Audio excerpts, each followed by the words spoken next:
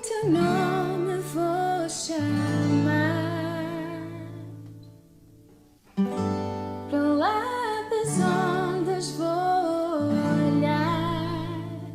Se amaré subir no teu abraço vou ficar, pois eu sou teu e tu és meu.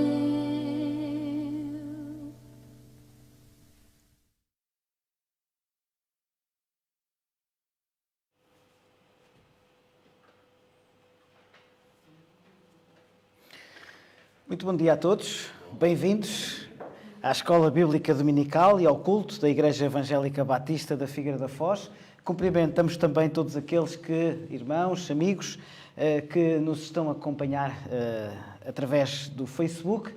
Bom dia a todos, vamos cultuar o nosso bom Deus e eu gostaria de pedir à irmã Sónia Lopes que nos pudesse dirigir uma palavra de oração para pedir a bênção de Deus para tudo o que vamos fazer, sentir, pensar na sua casa hoje de manhã. Vamos orar. Pai Santo, Pai amado, graças te damos, Senhor, por estarmos aqui hoje e reunidos em teu nome, Senhor. Temos bem assim de agradecer, Senhor, por este ano especial. Senhor, apesar de muitas dificuldades, Senhor, tu nos tens guardado, Senhor, tens cuidado de nós e preservado, Senhor.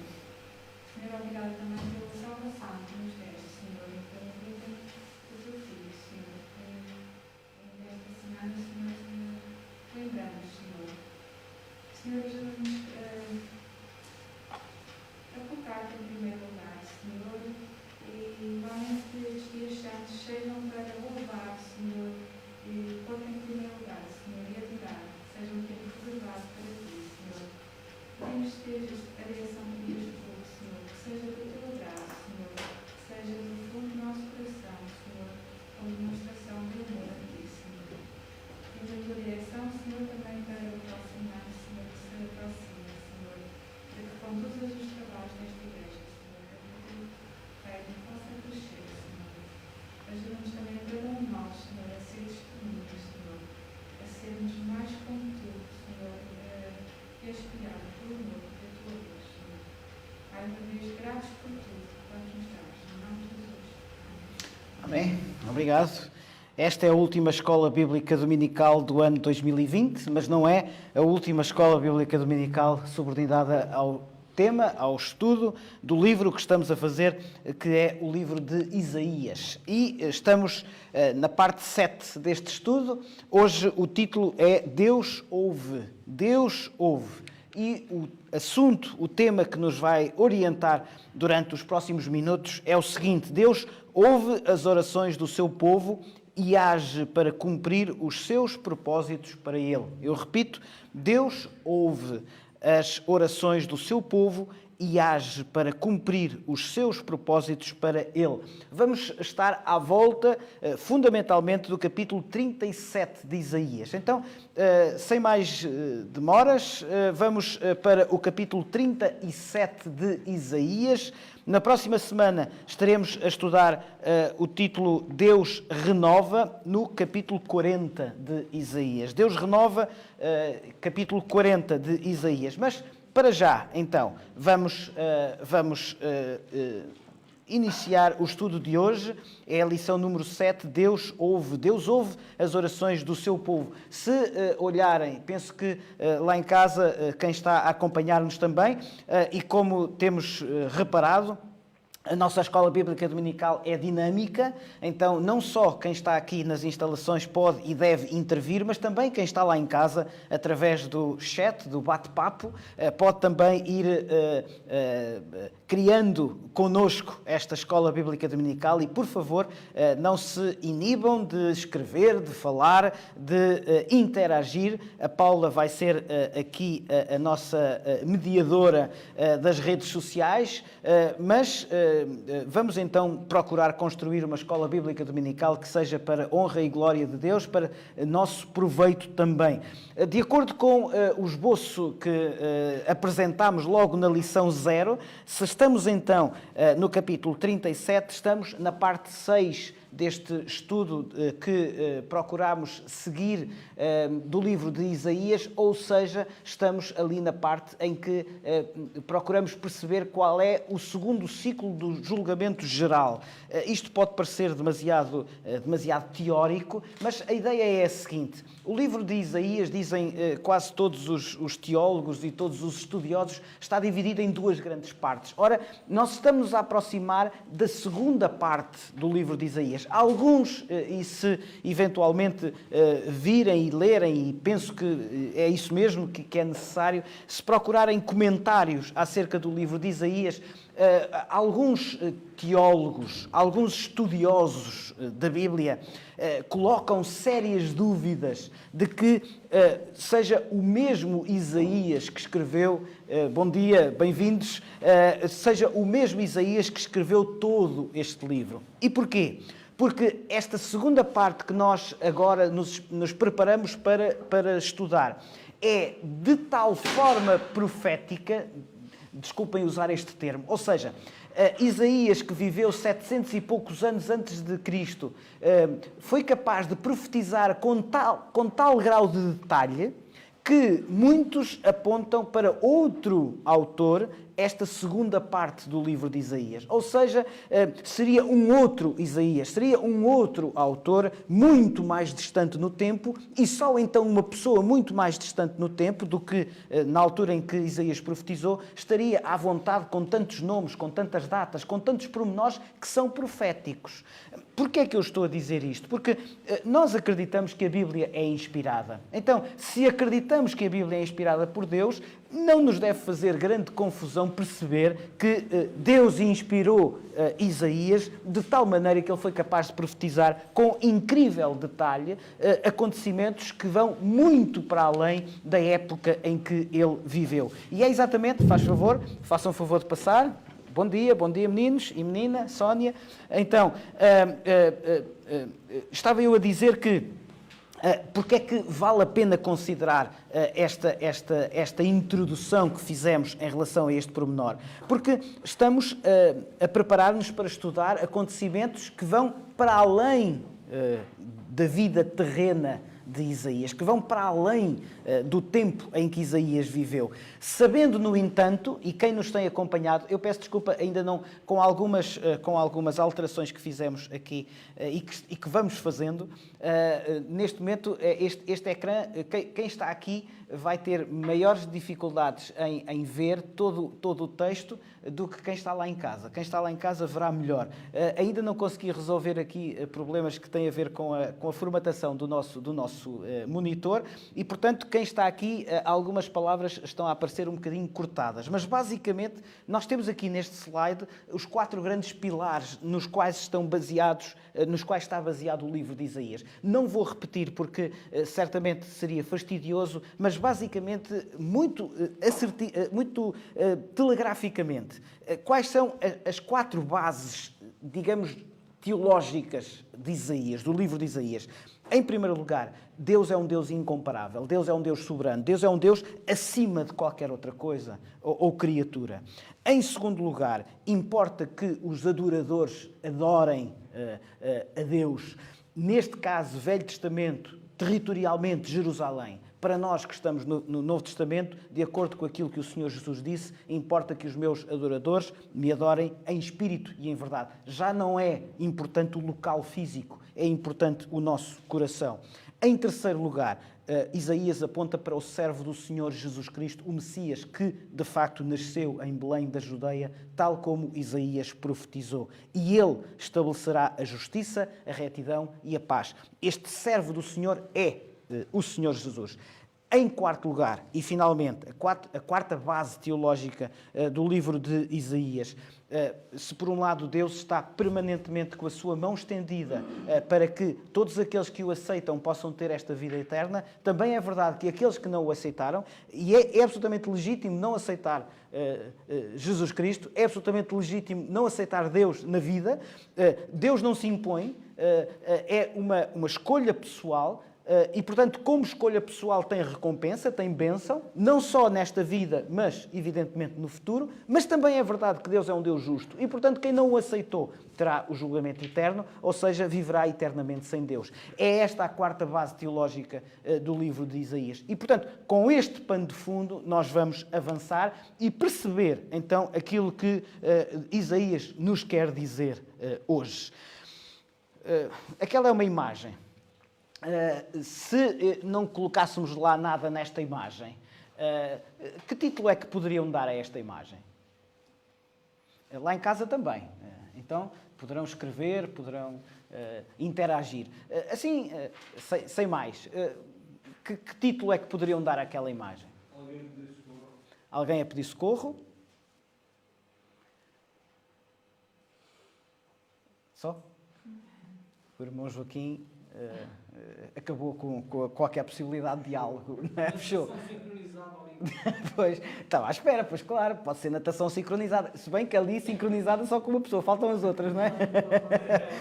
Alguém se esqueceu de focar o resto da equipa. Pronto, se calhar não ouvi. Salvação, socorro. Sim, de facto, lembrei-me, ajuda, exatamente. Lembrei-me desta imagem. Agora, a nossa escola bíblica dominical, não só aqui fisicamente, mas também por todos aqueles que nos estão a acompanhar, é muito diversa geograficamente, é muito diversa culturalmente. Nós chegamos e temos, graças a Deus, irmãos, amigos, pessoas que estão em muitas geografias. E quando se fala de ditados, é sempre muito especial percebermos que há alguns ditados que são absolutamente, digamos, regionais, não é? Mas há alguns ditados que são universais. Permitam-me que digam um deles, está bem? E já vamos ver se no Brasil, se nos Estados Unidos... Hoje não temos mais nenhuma geografia aqui, não é? Luxemburgo, sim, nas redes sociais... a Diana, da Argentina, etc. O ditado é o seguinte, e eu vou só dizer a primeira parte para ver se conseguem completá-lo, está bem? Não tenho nenhum prémio para oferecer, não tenho nenhum carro, mas pronto, vamos colaborar, está bem? Exato. Se quiseres algo bem feito... Muito bem. Quem é que disse? Foi a Joana ou a Sara? Foi as duas. No Brasil há este ditado, se quiseres algo bem feito, fale tu mesmo, faça você mesmo, não é? Não sei se nos Estados Unidos haverá. Se queres alguma coisa bem feita, faz tu. Há assim algum ditado parecido com isto? Não entendo. Ok. Depois, ok, muito bem. If you want something good, do it yourself. Yeah. Something If like you that. want something get right, do it yourself. Ok, muito bem.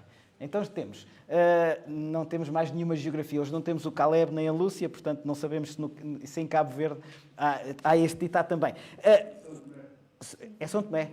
Tenho sempre a ideia que é, exatamente. Concordam com este ditado?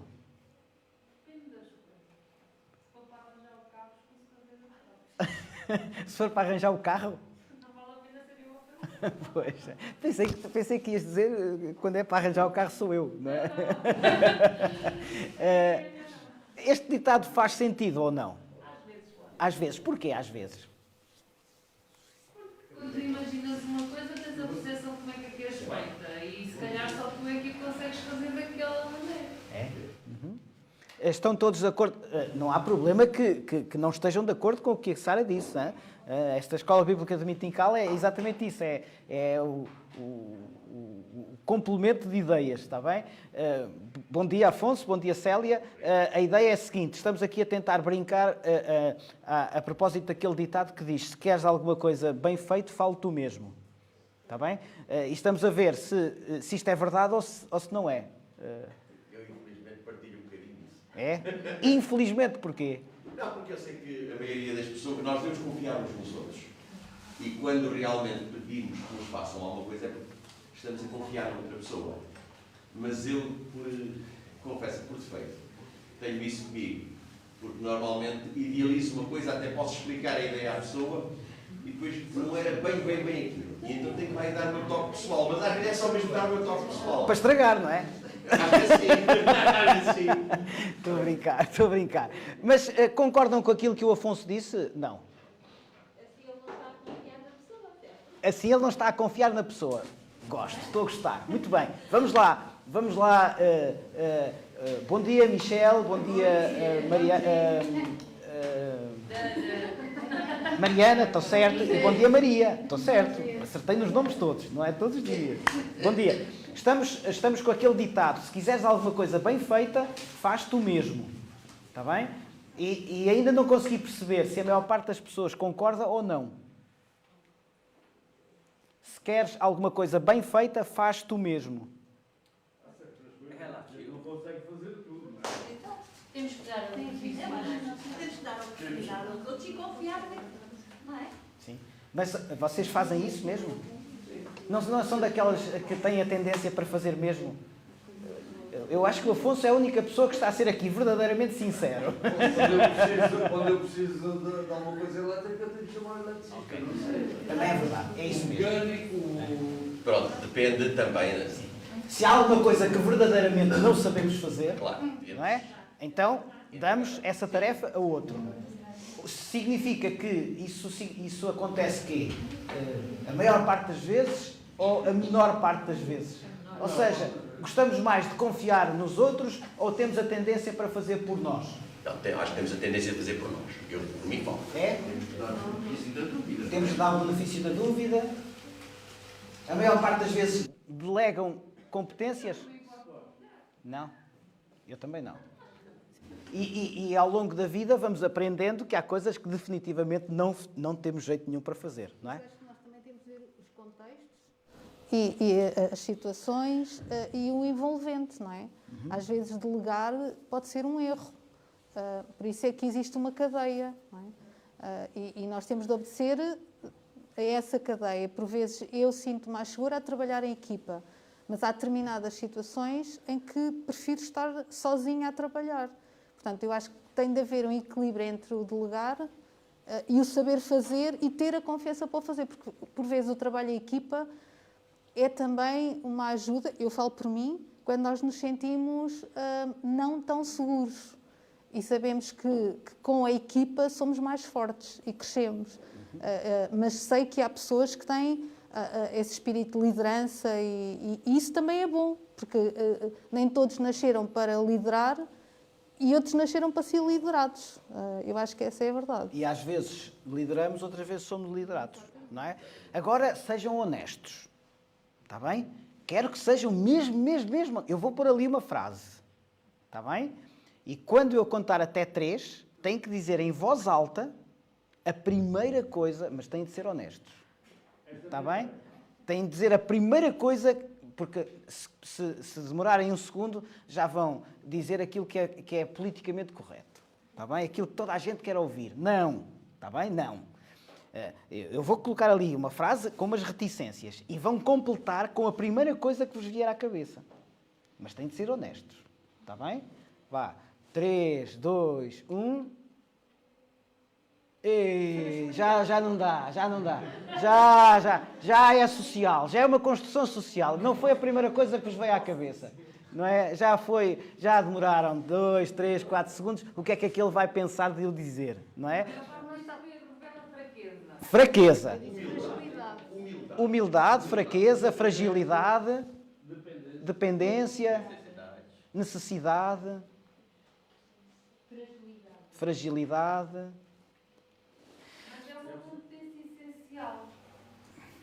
Já lá vamos, está bem? Agora, inteligência. Mas isso agora já é pensar. a pensar nós vamos lá chegar, não é? Mas a primeira coisa que nos vem à cabeça é eu peço ajuda quando preciso. Pronto. Não é? Agora, segunda parte. Já se sentiram, e eu vou dizer, já se sentiram profundamente desapontados com a confiança que entregaram a alguém para vos ajudar numa determinada circunstância? Sim. Porquê?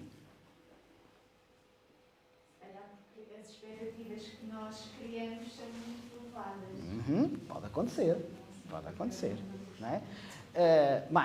Mais, eu não vou responder. Porquê é que às vezes ficamos desapontados com a confiança que depositamos em alguém? Porque eram expectativas grandes demais? Porque a outra cabeça pensa diferente. Exatamente. Se calhar pensámos que a pessoa ia resolver a coisa de uma maneira e resolveu de outra, e nós ficámos desapontados não por ela ter resolvido o problema, mas por ter resolvido o problema à maneira dela, ou dele, não é? Sim, senhor. Mais. A pergunta é se já nos sentimos profundamente desapontados com a confiança que entregamos a alguém. Todos já disseram que sim. E isso é mais por culpa dessa pessoa ou mais porque nós colocamos um determinado quadro que essa pessoa eventualmente não teria capacidade para resolver? Ou seja, em algumas lojas, eu na Figueira conheço o Aqui, passa publicidade. Eu não sei se há outras lojas onde há isto, não é? Mas há lojas onde nós, quando saímos, podemos preencher uma coisa daquelas e podemos pôr ali um X, não é? A pergunta é, se nós colocaríamos mais vezes o X, aonde? De todas as vezes que confiámos em alguém para nos resolver um determinado problema, será que de todas essas vezes nós estamos mais inclinados a voltar a fazê-lo? Júnior, bom dia, bem-vindo. Priscila, bom dia, bem-vinda. Será que nós estamos mais inclinados para pôr o X no sorriso? Talvez, ou de facto não? Vou tentando não confiar mais nas pessoas. Sejamos honestos. É mais o sim, o nin ou não? O nin. O nin. Sim. A gente coloca no meio. No meio, não é? Quando a gente quer colocar no último ali. Ok. Há sempre algo a melhorar. É verdade. Não é? É muito difícil responder, porque há situações em que confiamos e ficamos contentes com a forma como a pessoa nos ajudou. Há outras situações em que colocamos confiança e ficamos desapontados. Há outras situações em que, enfim, ficamos sem saber muito bem se valeu a pena ou não. Pode ser que sim, vou dar tempo, etc. Porquê é que estamos a falar nisto? Porque o capítulo 37 de Isaías, que foi escrito há 2700 anos atrás, e, portanto, porventura, a pergunta será, mas vale a pena estudar um livro que foi escrito há 2700 anos atrás? Não havia internet, não havia computadores, não havia cibernética, não havia genética avançada, não havia nano qualquer coisa. O mundo em que vivemos compadece com o estudo de um livro que foi escrito há 2700 anos atrás. De que maneira é que a Bíblia, de que maneira é que neste caso o livro de Isaías é importante para a nossa vida diária no século XXI, ainda por cima atravessada este ano por uma terrível pandemia. Vamos então para o capítulo 37, está bem? Temos ultimamente tem estado no último quadradinho. Tem estado no último quadradinho, não é? Ou seja, tem estado mais para o não confiar. A Rosângela. Ok, muito bem. Então, obrigado pela interatividade. Vamos continuar a procurar que os contributos de todos sejam importantes para nos orientarmos na nossa vida. E neste caso, qual é o pano de fundo do assunto que vamos estudar hoje?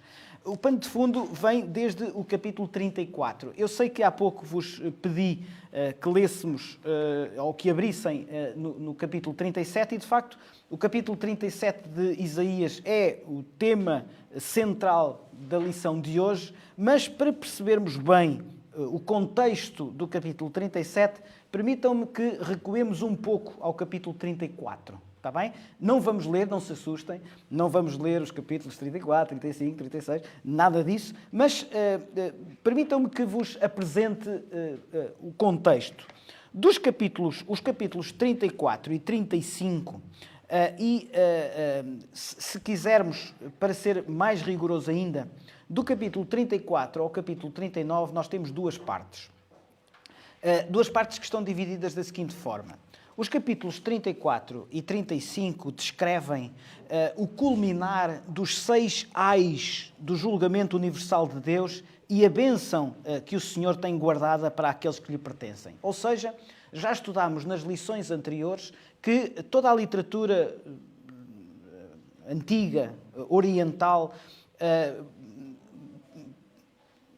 confere bastante importância a esta construção frásica, ai.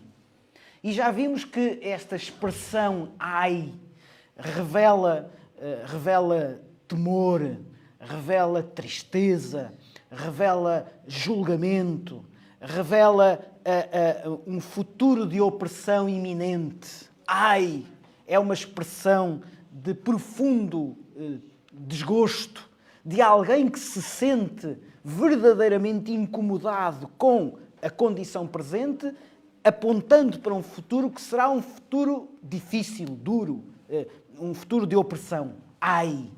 Ora, vimos que o texto bíblico, Isaías, refere nos capítulos anteriores 6 ais do julgamento universal de Deus, mas também a bênção que o Senhor tem guardada para aqueles que lhe pertencem. E, portanto, a segunda parte deste conjunto, deste trecho do livro de Isaías, entre os capítulos 34 e 39, então a segunda parte, entre os capítulos 36 e 39, são 3 acontecimentos importantes do reinado de Ezequias de Judá. Eu não quero ser aborrecido, mas permitam-me só que retorne à lição 0 de Isaías. Lembram-se que há alguns meses atrás nós tivemos uma lição especificamente reservada ao contexto do livro de Isaías. E nessa lição nós vimos bem qual era a geografia nesta altura de Israel. Nós sabemos que Isaías escreveu em 2 momentos. 3 momentos, mas especificamente 2. Sendo que o futuro é dividido em 2 partes. Eu passo a explicar. Um primeiro momento para o qual Isaías escreveu foi para o seu tempo presente. E no tempo presente, Isaías estava a viver uma situação que era o desmembrar do povo de Israel. O povo de Israel já se tinha dividido, mas ainda não se tinha desmembrado. O povo de Israel já se tinha dividido em 2 partes. O reino do norte, que era o conjunto das 10 tribos que formavam aquilo que ficou conhecido como o reino de Israel, e depois o reino do sul, que era o conjunto de 2 tribos que formavam aquilo que ficou conhecido como o reino de Judá. Ora, o profeta Isaías atravessa exatamente o momento em que o reino do norte foi tomado e Israel desapareceu como povo, foi deportado para a Síria. E, portanto, o profeta Isaías escreve num momento histórico em que, a qualquer momento, o mesmo poderia acontecer com o reino do sul. E, portanto, nós vivemos esta época histórica, dramática, em que pode acontecer que Israel de todo deixe de existir. E, portanto, o profeta Isaías tem uma missão, que é a seguinte, é pedir que ouçam a mensagem de Deus. E o que é que a mensagem de Deus, nesta altura, estes ais, o que é que são? São um aviso ao povo. Para quê? Para que percebam que o que aconteceu ao Reino do Norte vai acontecer também ao Reino do Sul se o povo não se converter do seu afastamento em relação a Deus. E, portanto, num primeiro momento, Isaías fala para o seu povo: arrependam-se, convertam-se, tomem nota daquilo que Deus tem preparado para vós. Não confiem em mais nada a não ser em Deus. Numa segunda leitura, o que é o segundo momento para o qual Isaías escreveu? Para um futuro. Um futuro que está dividido em 2 partes. A primeira parte, o cumprimento de toda a profecia em Jesus Cristo. E, portanto, Isaías alcançou 700 anos, ou seja, fala e anuncia aquilo que Deus iria fazer com o seu povo, com Jesus Cristo, com o Messias, 700 e poucos anos depois. Mas também algumas partes do livro de Isaías têm a ver com o reino eterno de Deus. E, portanto, aí já não estamos a falar de 700 anos. Estamos a falar de um futuro também para nós. Ora bem, porquê esta explicação? Porque, se repararmos, os capítulos 34 a 39 de Isaías referem-se, sobretudo, a este momento histórico preciso que Isaías estava a viver. E qual era o momento que estava a viver? Um momento em que a todo momento, desculpem o pleonasmo, um momento em que a qualquer altura o reino de Judá poderia também ser tomado, como já o havia sido o reino do norte. Quem era nesta altura o rei do reino de Judá? Ezequias. Está bem? E para percebermos então o que se passa com Ezequias, deixem-me mostrar-vos este slide. Nós não temos tempo aqui, já são 11 menos 20 e, portanto, o tempo passa muito rápido. Não temos tempo de considerar todos estes capítulos. Mas se, eventualmente, em casa, quiserem olhar e estudar o livro de Isaías, os capítulos 34 e 35 são, então, capítulos em que, fundamentalmente, são apresentados estes ais, estes iminentes julgamentos de Deus, e depois os capítulos 36 a 39, 3 acontecimentos relacionados com o rei Ezequias. Mas sempre com uma ideia em mente. E telegraficamente, fiquemos com esta ideia nesta manhã. Isaías anuncia duas realidades. E quais são as duas realidades? São duas realidades completamente diferentes. Enquanto nós humanos falhamos, nós somos fracos na nossa essência, temos um Deus que é fiel. Permitam-me só que leiamos, só para percebermos esta lógica, no capítulo 35, está bem? Vamos então para o capítulo 35 de Isaías, e só os versículos 8, 9 e 10. Então, Isaías capítulo 35, versículos 8, 9 e 10. Isaías 35, 8, 9 e 10. Quem pode ler, por favor, em voz alta?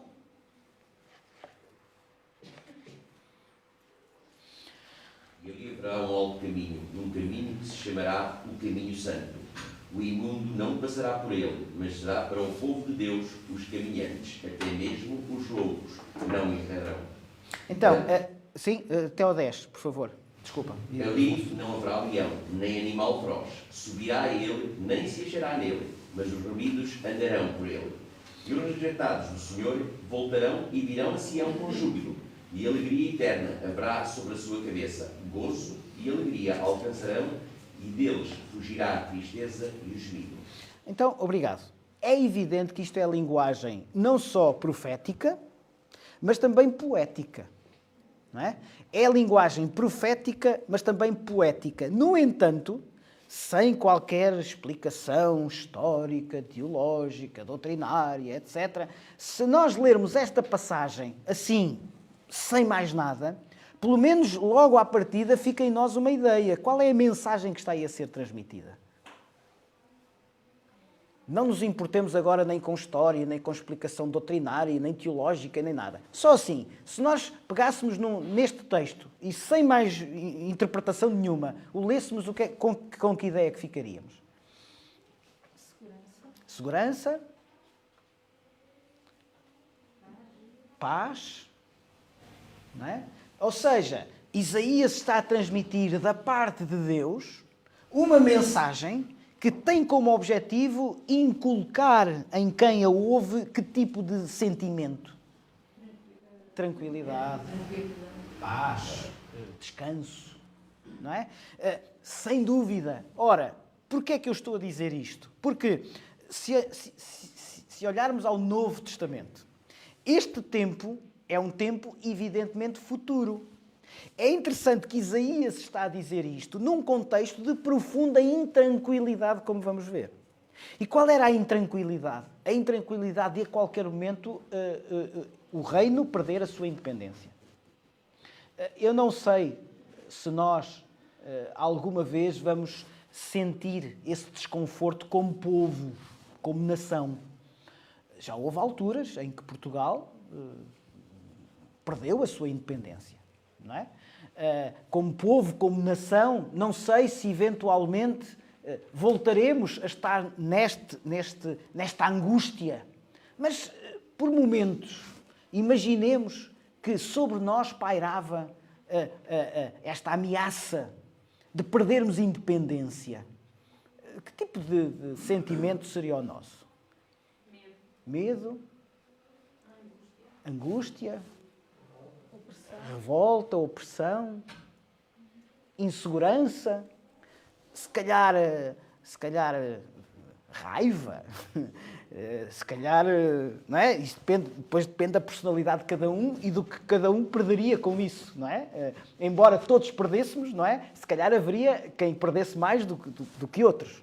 Ora, era este o sentimento do povo. A qualquer momento eles tinham, deixem-me usar a expressão que é pouco, se calhar pouco rigorosa, mas Israel estava ensanduichado.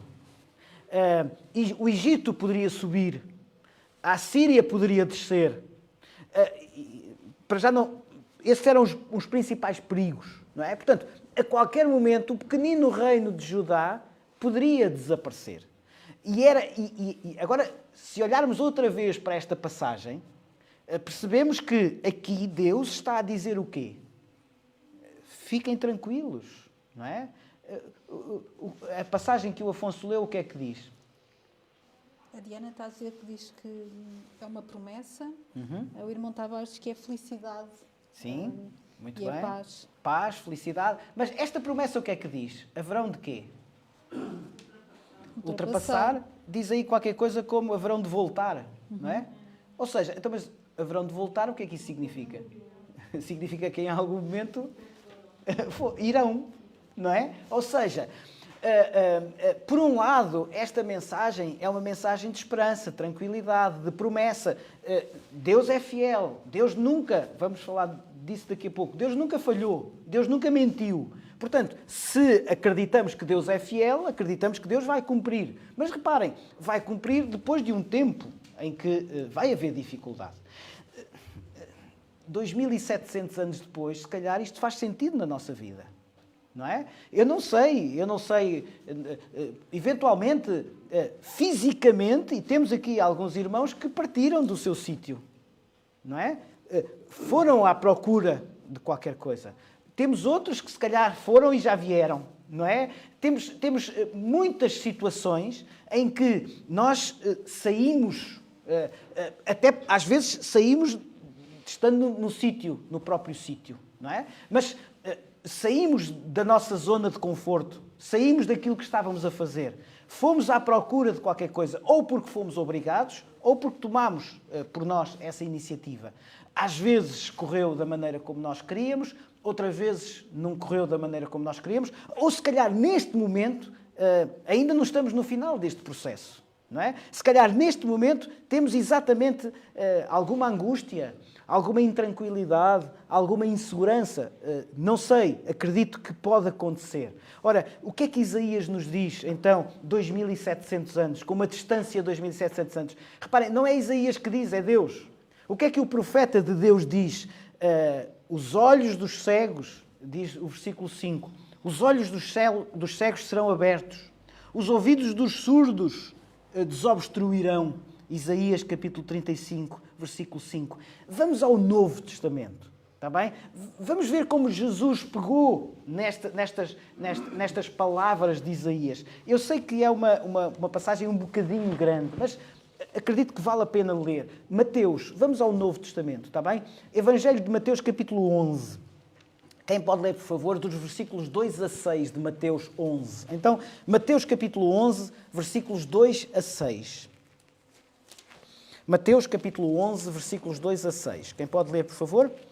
João Batista, que então estava preso sobre os milagres que o Messias estava a realizar, pelo que enviou os seus discípulos para que perguntassem a Jesus: És tu realmente aquele por quem esperamos, ou devemos continuar a aguardar? Jesus respondeu-lhes: Voltem e contem a João os milagres que me viram fazer. Os cegos que curei, os coxos que agora andam, os leprosos sarados, os surdos que ouvem, os mortos que voltaram à vida. E falem na minha pregação das boas novas do Evangelho aos pobres. E deem também este recado: felizes são aqueles que não se escandalizam de mim. Então, vejam como, quando João Batista mandou perguntar quem és tu? És tu realmente o Messias? És tu aquele que estava profetizado que viria? O que é que Jesus respondeu? Respondeu com Isaías. não é? Portanto, os olhos dos cegos serão abertos, os ouvidos dos surdos desobstruirão, os coxos. Portanto, vejam que Jesus faz esta ligação àquilo que Isaías tinha dito. Para quê? Para mostrar que Ele é Deus. Para mostrar que a palavra de Deus que foi dita a Isaías é a mesma palavra que foi encarnada em Jesus. Jesus é o Verbo, Jesus é a palavra, Jesus é o Evangelho. E, portanto, com esta ligação, nós ficamos com a certeza de que o mesmo Deus de Isaías, o mesmo Deus, Jesus, é o Deus que hoje nos quer dizer alguma coisa. Então, o que é que Deus nos quer dizer hoje? Isaías capítulo 37, agora vamos para Isaías capítulo 37, versículos 14 até 20. Este Deus que é fiel, nós falhamos, mas Deus é fiel. Então, o que é que este Deus fiel nos quer dizer nesta manhã em relação à forma como Ele atua, à forma como Ele age? Vamos ler, eu sei que é uma passagem também um bocadinho grande, mas vamos ler Isaías e vamos ficar praticamente todo o tempo que nos resta nesta passagem. Isaías capítulo 37, versículos 14 até 20. Então, por favor, vamos ler em voz alta, quem quiser, por favor, Isaías capítulo 37, versículos 14 até 20. Ezequias recebeu a carta das mãos dos mensageiros e a leu. Então Ezequias subiu à casa do Senhor e estendeu a carta diante do Senhor. E Ezequias orou ao Senhor, dizendo: Ó Senhor dos exércitos, Deus de Israel, que estás entronizado acima dos querubins, somente tu és o Deus de todos os reinos da terra. Tu fizestes os céus e a terra. Inclina, ó Senhor, os ouvidos e ouve. Abre, Senhor, os olhos e vê. Ouve todas as palavras de Senaqueribe, as quais ele enviou para afrontar o Deus vivo. É verdade, Senhor, que os reis da Assíria assolaram todos os países e suas terras, e lançaram no fogo os deuses deles, porque não eram deuses, mas objetos de madeira e pedra, feitos por mãos humanas. Por isso os destruíram. Agora, ó Senhor, nosso Deus, livra-nos das mãos dele, para que todos os reinos da terra saibam que só tu és o Senhor. Muito obrigado, caro irmão Amauri. Esta passagem que foi lida a partir do versículo 14 tem um contexto. Embora seja muito interessante e eu, por defeito profissional, às vezes me perca no contexto, vou tentar não falar tanto de história e falar mais daquilo que Isaías quer dizer. Mas é impossível. Para percebermos o versículo 14, temos de perceber o contexto histórico. O versículo 14 fala que Ezequias, que era o rei, recebeu o quê? Uma carta.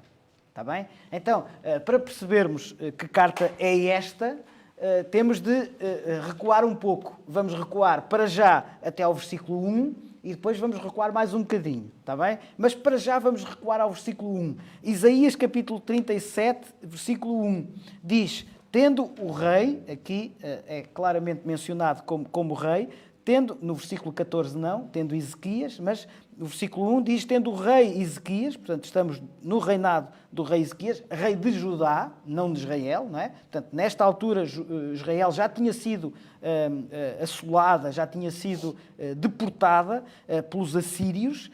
Então o versículo 1 diz: tendo o rei Ezequias ouvido isto.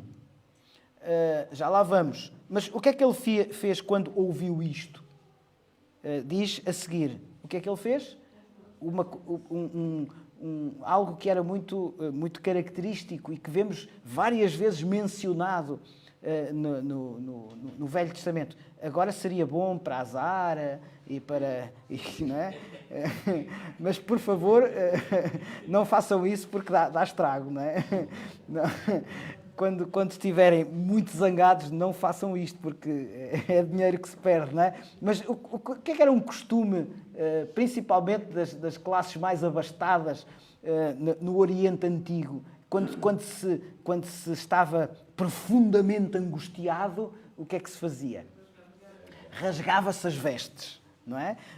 A não ser que seja um bom pretexto para ir fazer compras, não façam isto, por favor. Rasgou as suas vestes. Em alguns casos, como é este, havia aqui uma mensagem que se queria transmitir. Não era só rasgar as vestes. O que é que o rei Ezequias fez? Diz a seguir. Cobriu-se de, às vezes, cinza. Por acaso, não, mas o Amaro está a dizer isto porque sabe muito da Bíblia, não é?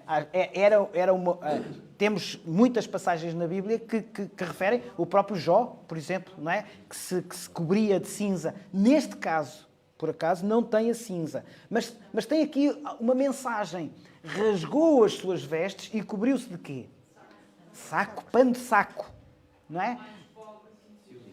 Exatamente. Agora, imaginemos. Exatamente. As vestes que ele rasgou eram vestes de quê? De rei. Não é? O rei rasgou as suas vestes e vestiu-se de pano de saco. Há aqui uma mensagem a transmitir que é clara. É uma mensagem não só de profunda humildade, mas também de exemplo. Se o rei faz isto, não é? O que é que ele está a convidar o seu povo a fazer? Exatamente o mesmo. Humilhação. Exatamente.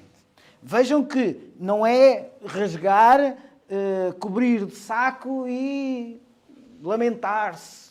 Não. Ele rasgou as suas vestes, cobriu-se de pano de saco e o que é que fez a seguir?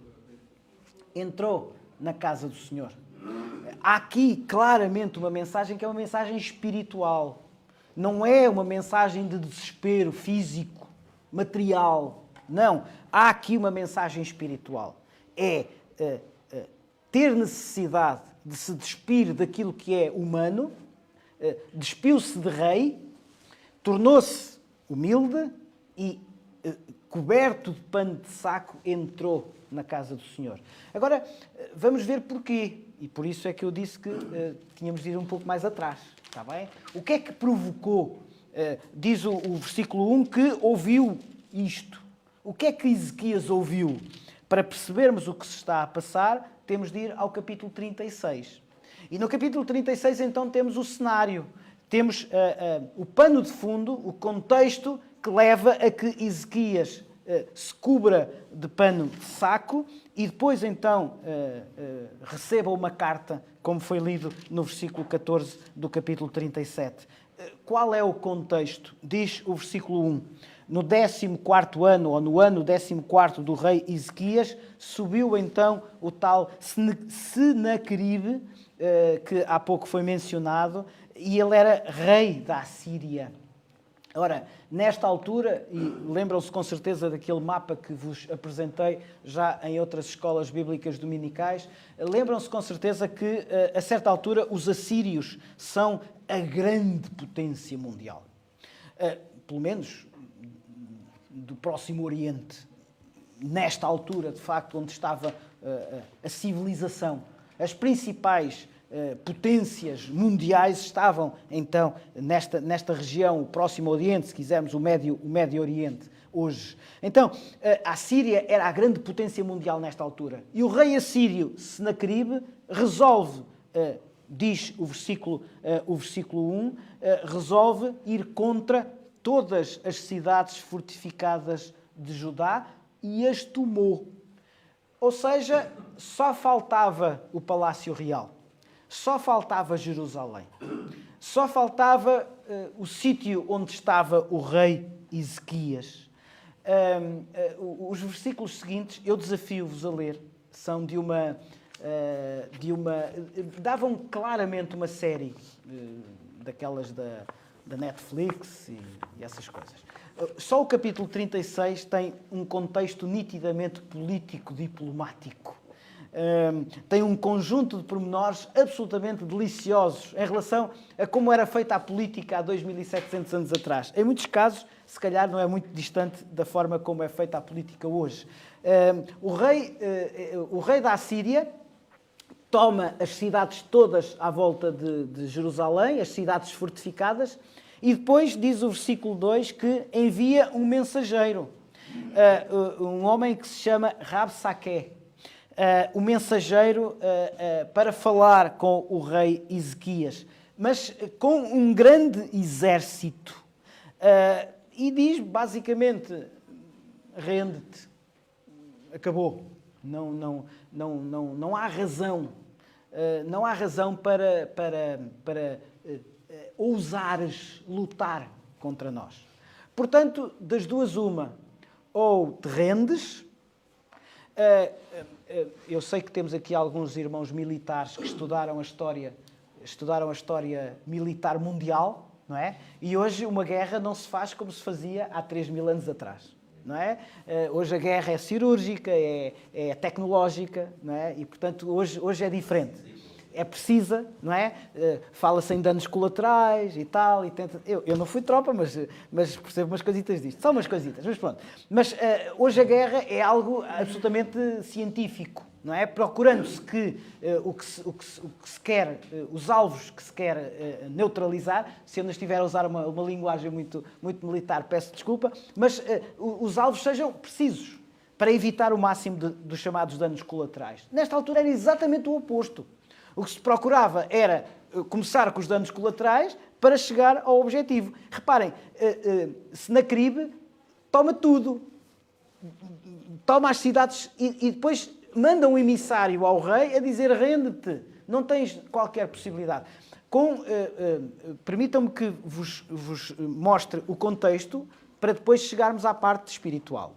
O contexto é o seguinte: nesta altura, como é que os exércitos atuavam?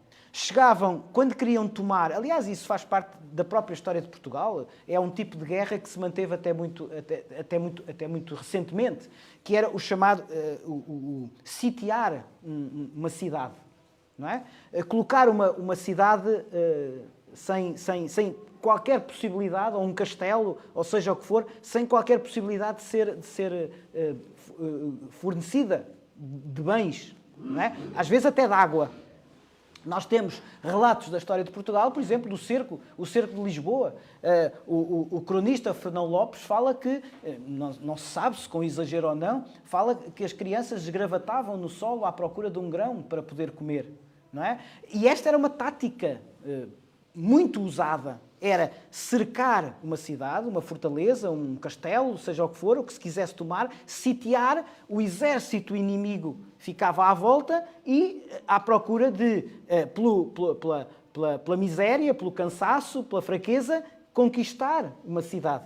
Até sabemos que é daí que vem, de acordo com algumas fontes, a história das tripas, do Porto ser os tripeiros, não é? Porque Lisboa estava cercada, estava sitiada, mandaram a carne, eles ficaram com as tripas e, portanto, a partir daí começaram a ser chamados os tripeiros, não é? Pronto, temos vários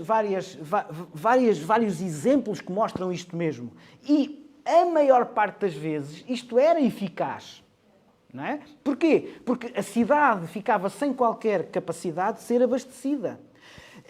Mas, nesta altura, fazia-se o seguinte: era queimar tudo, destruir tudo o que estava à volta. Ou seja, o exército, quando estava a cercar, a sitiar uma determinada fortaleza, não estava só à procura que os outros ficassem fracos. Estava também a utilizar todos os recursos que essa cidade, que deveriam abastecer esta cidade.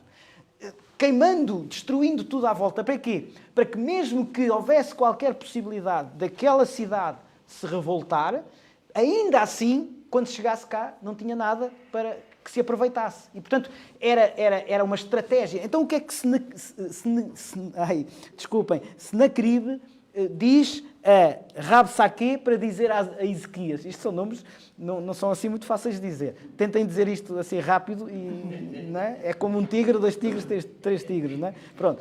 Senaqueribe, Rabsaque e Ezequias. O que é que Senaqueribe disse a Rabsaque para dizer a Ezequias? Disse: olha, não vale a pena.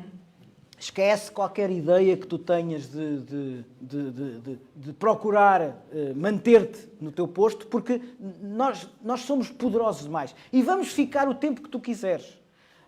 Vamos ficar o tempo que for necessário para te mostrar que tu não tens qualquer possibilidade e vê o que é que isso vai fazer ao teu povo. Este é o contexto.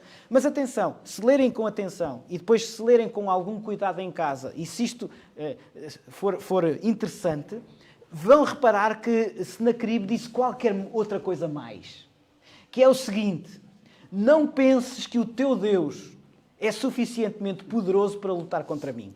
E porquê? Porque todos os deuses dos povos que nós encontramos não foram nada eficazes e nós conquistámos tudo o que havia para conquistar. Ou seja, Senaqueribe adianta um outro pormenor, que é o pormenor, se quisermos, espiritual, que é...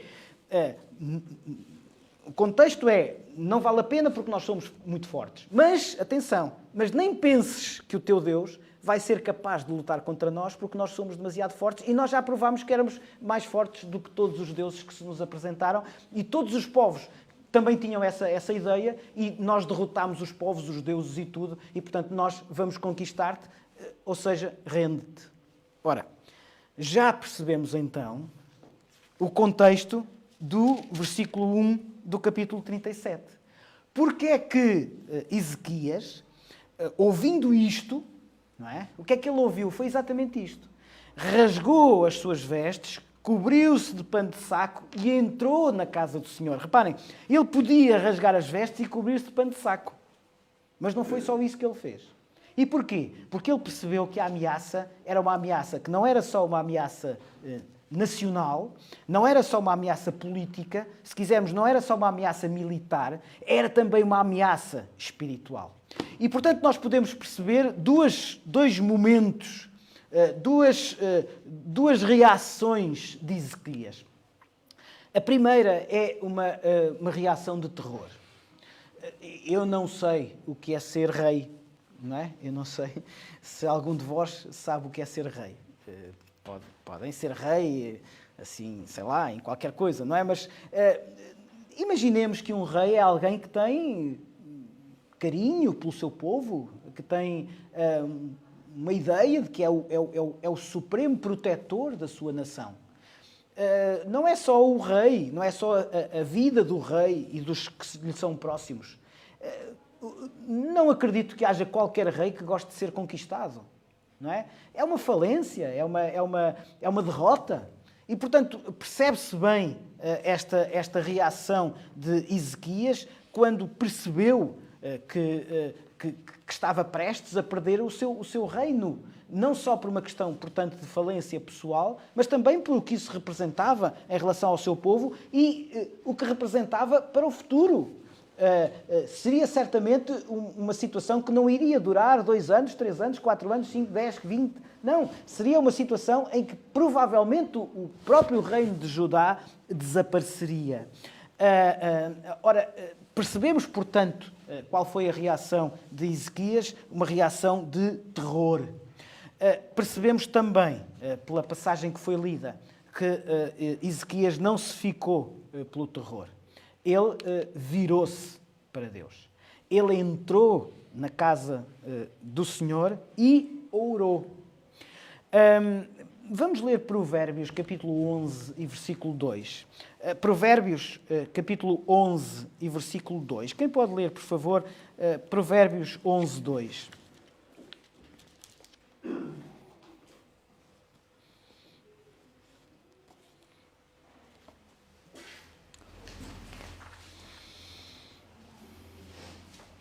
Provérbios 11, 2. 11, 2, sim. Quando vem a soberba, a desgraça não tarda, mas com os humildes está a sabedoria. Com os humildes está a sabedoria. Ora, quando percebemos o alcance completo desta passagem, percebemos que estamos num universo que não é o universo das nossas vidas normais, terrenas, materiais. Provavelmente isto não fará sentido para a maior parte das pessoas. Quando há problemas, quando há dificuldades, qual é a mensagem mais ouvida nos nossos dias? Confia em ti, tu és capaz. Se tu tens um sonho, vai atrás do teu sonho. Vai, tu és capaz, tu és forte. Quer dizer, nada de mal com isto, se não houver uma outra parte da história. E a outra parte da história está exatamente com esta humildade de saber pedir ajuda. O que nós lemos em Provérbios capítulo 30... Provérbios, desculpem. O que nós lemos em Isaías capítulo 37, e como há pouco o Amaury leu, foi que, tendo Ezequias... Vejam, por favor, o versículo 14, outra vez. Tendo Ezequias recebendo a carta que lhe dizia para ele renunciar, leu-a. O que é que ele fez? É muito interessante. Subiu à casa do Senhor e depois estendeu-a perante o Senhor. Com certeza que Deus sabe todas as coisas. Não era necessário que Ezequias mostrasse a carta no templo. Com certeza que Deus sabia. Mas vejam como a humildade de Ezequias é um sinal importante também neste aspecto. Ele levou a carta, como quem diz, olha Deus, está aqui. Mas o que é que diz o versículo 15? De Isaías capítulo 37, versículo 15. Orou. A oração de Ezequias é uma oração que faz sentido para nós hoje. Nós já não temos tempo, não era o objetivo desta Escola Bíblica Dominical analisar a oração de Ezequias. Mas talvez com calma e talvez noutra altura seja interessante analisar esta oração.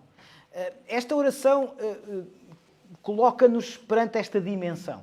Vou apenas sintetizar muito rapidamente, já estamos no fim do nosso tempo e não quero amassar a vossa atenção. Mas a oração de Ezequias fornece-nos esta lógica. Uma lógica, se quisermos, dupla. Uma lógica, em primeiro lugar, em que nos viramos para Deus. E como é que Ezequias ora a Deus? Com duas ideias base. Em primeiro lugar, a ideia de uma profunda fé. Ezequias não sabia como Deus iria resolver. Mas ele mostra nesta oração que tem fé, como vamos ver a seguir, naquilo que Deus prometeu. Ou seja, fé em Deus. Não é fé naquilo que eu quero que Deus faça. É fé em Deus. Em segundo lugar, um profundo amor também em Deus. À glória de Deus. Ezequias, nesta oração, é um profundo crente em Deus. Ele, portanto, tem fé em Deus, ele ama, mostra que ama Deus, mas mostra também o que é necessário que ele possa sentir num momento destes e, portanto, que nós também devemos sentir. Em primeiro lugar, humildade, como já foi dito muitas vezes hoje. Não faz sentido nós sermos arrogantes em relação a Deus. E muitas vezes somos-lo. É verdade. Queremos que Deus faça. Queremos que Deus faça à nossa maneira. Queremos que Deus faça à nossa maneira no nosso tempo. Isso é ser arrogante. O que Ezequias disse é ao Senhor, faz. O versículo 17 diz, inclina ao Senhor os ouvidos e ouve. Abre, Senhor, os olhos e vê. Ouve todas as palavras de Senaqueribe, em que ele era arrogante, em que ele dizia, o teu Deus não é capaz de me vencer. Versículo 18. Verdade é, Senhor, que os reis da Assíria assolaram todos os países e suas terras. Mas diz o versículo 20. Agora, pois, ó Senhor nosso Deus, livra-nos das suas mãos, para que todos os reinos da terra saibam que só Tu és o Senhor. Reparem, a única coisa que Ezequias pede é que Deus livre. Não diz nem como, nem quando, nem porquê. Livra-nos, Senhor. Que Senaqueribe seja derrotado pelas palavras que disse. E, portanto, nós temos aqui uma profunda ideia de sabedoria. Sabedoria no sentido de pedir ajuda. Há pouco, ao princípio, claro que estávamos a brincar, não é? Mas penso que chegámos a essa conclusão. Nós não conseguimos fazer tudo bem. Não conseguimos fazer tudo bem sempre.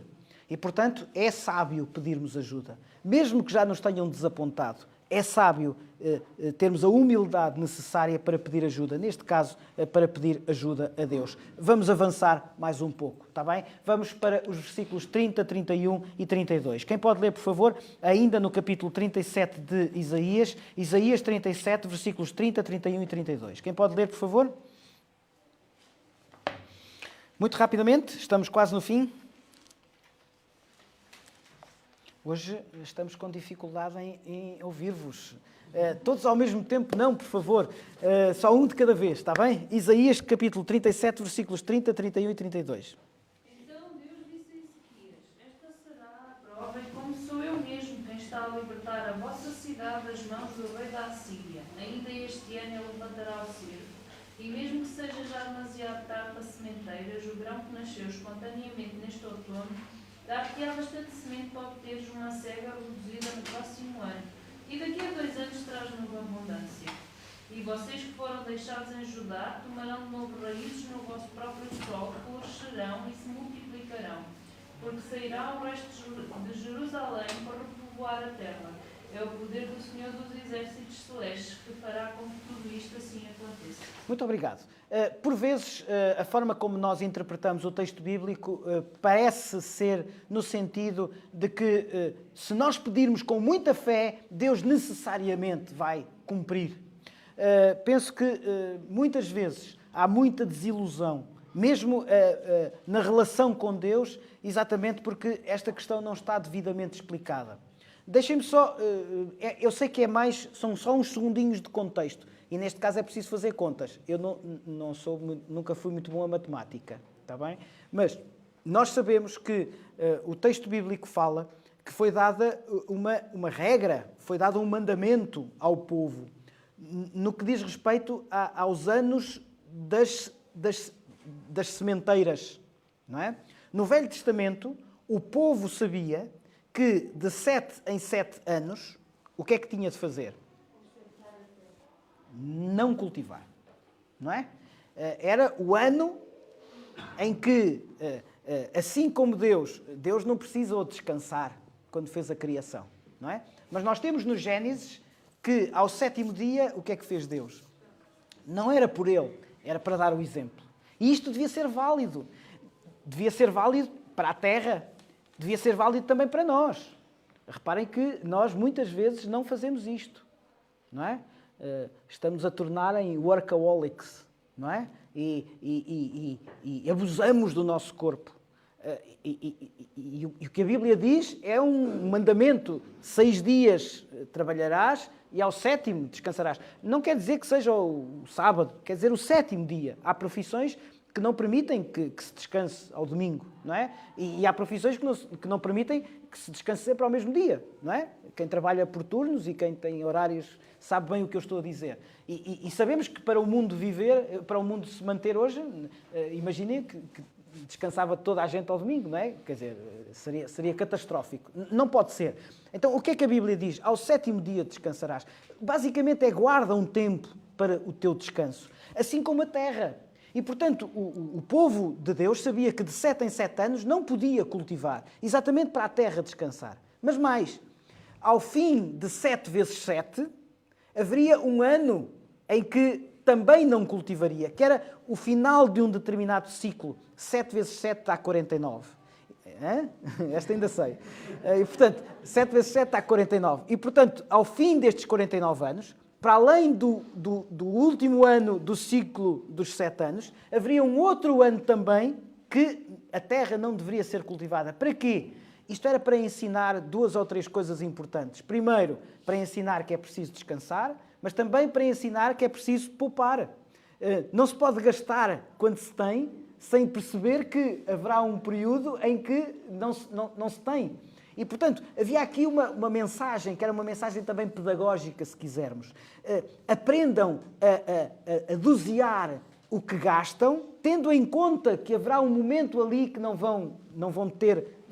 vai entrar. E, portanto, ao fim destes 7 vezes 7, haveria um ano, que era o ano do jubileu, que era o ano em que exatamente era o ano dedicado ao cumprimento destes 7 ciclos de 7 anos. Ora, tudo isto para quê? Desculpem, mas tinha de ser. quando nós lemos, nesta passagem, agora já não sei quem é que leu, da última vez, quem foi a Sara, quando diz que 2 anos, não é? Versículo 30, diz 2 anos, o segundo ano, no terceiro ano semeai e colhei. Porquê? Porque estávamos exatamente neste ano do jubileu, ou seja, um ano era o ano dos 7 anos e o outro ano era o ano do jubileu. E o que é que diz Deus no fundo? Não se preocupem, eu estou aqui. Vocês durante estes 2 anos não vão ter, mas ao terceiro ano já terão. Ou seja, o que é que Senaqueribe é um fala barato. Confiem em mim. Isto, agora, para nós, nenhum de nós que está aqui é agricultor, pois não? Só se for nas horas vagas e muito bem, não é? Muito bem, mas nas horas vagas. Nenhum de nós vive da agricultura. O que é que isso significa? Significa, portanto, que esta passagem não é para nós, isto não tem nada a ver connosco, Isaías não me diz nada. Não. É muito importante aquilo que vai aparecer ali, não fui eu que escrevi, portanto, mas na nossa vida espiritual eu vejo cada vez mais erros em relação a isto, que é a ideia de que se eu mostrar confiança, necessariamente eu vou orar e, portanto, Deus vai fazer aquilo que eu lhe pedi. Tem fé. Às vezes até se diz assim, eu tenho fé que este ano o Benfica vai ser campeão. Não é? É fezada, não é? Tem fé. Não acreditas em Deus? Então Deus vai dar-te. Certamente Deus vai cumprir. E a pergunta é, mas cumprir o quê? Não é? Que eu ganhe Euromilhões, que eu tenha uma casa nova. O que é isso? É importante nós percebermos que, de facto, mostrar confiança é importante, mas Deus cumpre de acordo com o seu plano. Ou seja, nós temos de ter confiança naquilo que sabemos que Deus vai cumprir. Nós não temos tempo de ler Isaías capítulo 10, versículos 5 a 15. Mas se lerem Isaías, vejam, é o capítulo 10. Nós já estamos no capítulo 37. Quando Deus disse a Ezequias isto, que está nos versículos 30, 31, 32, não foi porque Isaías orou. Foi porque Deus já tinha prometido. Isto é importante. Portanto, tenhamos cuidado na nossa relação com Deus e com os outros e às vezes tenhamos cuidado com o que dizemos uns aos outros. Porque pode parecer muito bonito nós dizermos a alguém, eu tenho fé. Eu tenho fé que Deus vai resolver o teu problema. Será que esta é a melhor maneira de nós abordarmos uma determinada situação? Será que nós dizermos, eu acredito em Deus e eu acredito que Deus vai resolver o teu problema? Então, e se aquele problema não for da vontade de Deus que seja resolvido? Então, só para terminar, estamos nos versículos 33, 34 e 35. É mais importante, penso eu, nós pensarmos desta forma. Por vezes, Deus atua eliminando a nossa dificuldade ou eliminando a dificuldade de outro que está à nossa volta. Mas, por vezes, Deus não elimina. Deus ajuda-nos a ultrapassar esse problema. E eu penso que é importante, de uma vez por todas, nós percebermos isto e dizermos isto a quem está a sofrer à nossa volta. Pode acontecer que a cura não venha. Pode acontecer que a resolução do problema não aconteça. Mas há uma coisa que é verdade. Deus vai ajudar-te se tu quiseres. Deus vai ajudar-te a tu ultrapassares essa situação. Nós temos na Bíblia múltiplos exemplos. Reparem, se calhar, a seguir a Jesus, não houve mais nenhum homem na Bíblia que teve maior felicidade do que os discípulos de Jesus. Eu não sei se nós nos importaríamos de ser discípulos de Jesus. Alguém que está aqui se importaria de ser discípulo de Jesus? Reparem o que foi viver 3 anos com Jesus. É certamente uma oportunidade que nós não temos. Os discípulos puderam ver o ministério de Jesus. Como é que eles morreram? Todos. Todos. Exatamente todos. O único que morreu de morte natural foi João e preso na ilha de Patmos. Não é? Preso. Portanto, nenhum teve morte natural. Ora, o que é que isto mostra? Que Deus falhou? Deus... Eu não acredito que os discípulos de Jesus, na hora da morte, não tenham pedido, oh Deus, livra-me, não é? Livra-me deste sofrimento. Com certeza é absolutamente natural. Os nossos irmãos e irmãs que morreram na fogueira durante a Idade Média e depois às mãos da Inquisição, Quantos não pediram, ó Deus, salva-me, ó Deus, perdoa-me, ó Deus, livra-me deste sofrimento? Às vezes Deus não livra, mas ajuda a passar pelas dificuldades. Foi isso que Deus disse a Ezequias, foi isso que Deus disse através do profeta Isaías, e é essa a mensagem certamente importante que Deus quer dizer para cada um de nós. Eu não sei qual é a vossa dificuldade, mas acredito que cada um de nós que está aqui hoje tem uma dificuldade.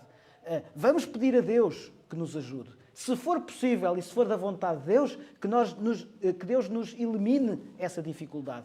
Mas se Deus não quiser que essa dificuldade seja eliminada, então que Deus nos ajude a ultrapassar e a passar por essa dificuldade, sabendo que a tribulação produz a paciência e depois todas as coisas que estão relacionadas com isso.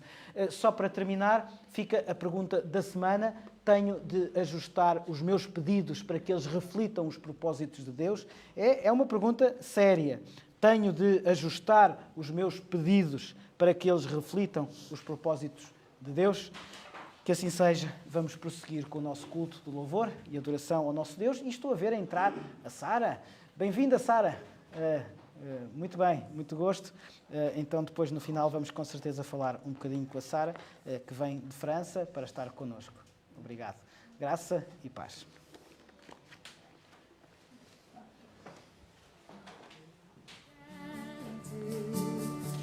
As tuas mãos vão me guiar, o medo acampa à minha volta, contudo tu não falharás.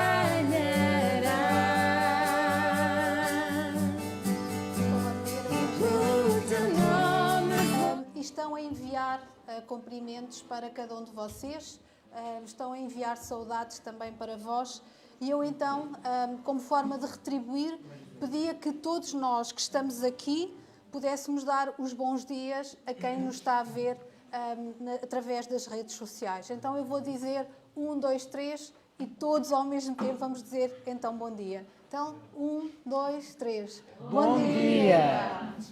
Então vamos começar o nosso culto. Eu só vou pedir então ao João Castro para mudar o nosso PowerPoint e nós vamos começar por cantar um hino. Nós esta semana festejamos o nascimento de Jesus, o nascimento do nosso Salvador, porque acreditamos que na realidade é Ele que nos salva e é Ele que nos dá vida. E é esse hino que nós vamos cantar.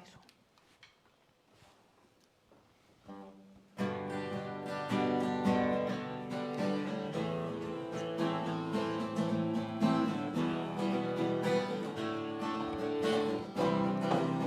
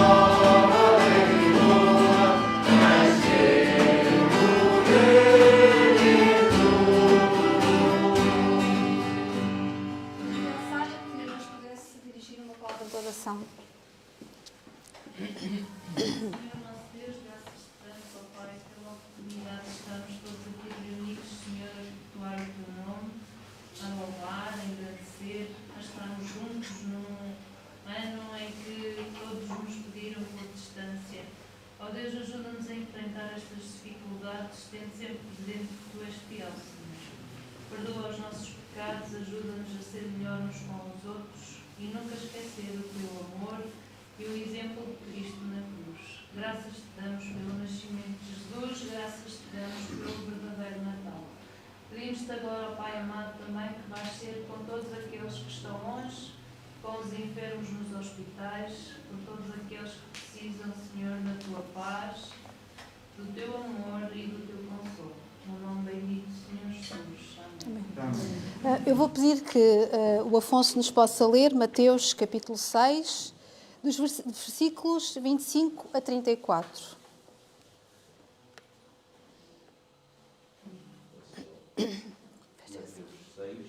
Versos 25 a 34.